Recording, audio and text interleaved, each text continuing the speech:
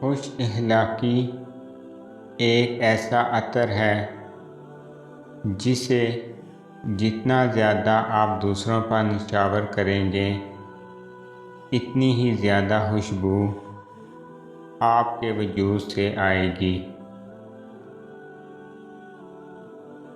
شدید دکھ ہوتا ہے جب ہم کسی پر اندھوں کی طرح اعتماد کریں اور وہ ثابت کر دے کہ ہم واقعی اندھے ہیں۔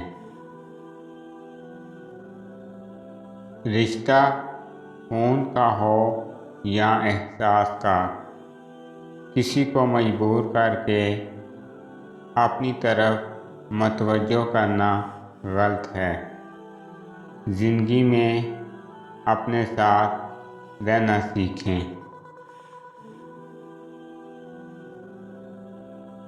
عظیم ہیں وہ لوگ جو دوسروں کے آنسوؤں کو مسکراہٹ میں تبدیل کرنے کا فن رکھتے ہیں۔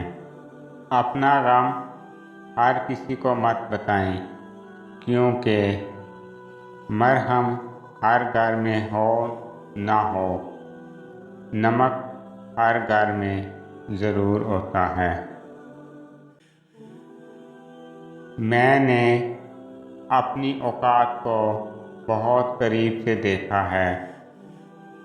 چند سانسیں ہیں بس جو اللہ کی محتاج ہیں، پھر ہماری کس چیز کی مرضی ہے۔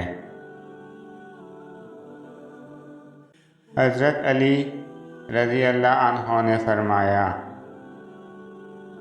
سب سے بڑا جاہل وہ ہے جو ایک پتھر سے 2 دفعہ ٹھوکر کھائے۔ بس اتنا یقین رکھیں، ہم جو کھو دیتے ہیں قدرت اس سے کہیں بہتر ہمارے لیے پہلے سے چن رکھتی ہے۔ کچھ لوگ ایڈز کی طرح ہوتے ہیں، انہیں سکپ کر دینا ہی بہترین حل ہے۔ عمل کے بعد نتیجہ نیت کا نکلتا ہے اور لوگ سمجھتے ہیں قصور قسمت کا ہے۔ اللہ نے انسان کو دل دیا اور اس کا سکون اپنے پاس رکھا اور فرمایا، یاد رکھو دل کا سکون صرف اللہ کی یاد میں ہے۔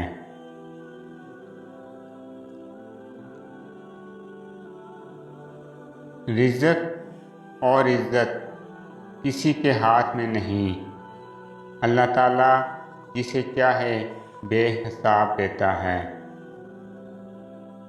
تلخ باتیں اگر بول دی جائیں تو رشتے مر جاتے ہیں اور دل میں رکھی جائیں تو دل مر جاتا ہے۔ نیک عورت اگر خود کو مضبوط بنا لے تو اللہ پاک اس کی عزت کو ہمیشہ پردے میں رکھتا ہے۔ کسی کو پسند کرنا اور پھر اسے رب سے مانگنا تمہارے مخلص ہونے کی دلیل ہے۔ اگر آپ کو میری یہ ویڈیو اچھی لگے تو میری ویڈیو کو لائک کریں اور زیادہ سے زیادہ شیئر کریں۔ میں اسی طرح آپ کے ساتھ خوبصورت اسلامی اقوال لے کر آؤں گا۔ اللہ تعالیٰ آپ سب پہ اپنا خصوصی کرم فضل فرمائے، آمین۔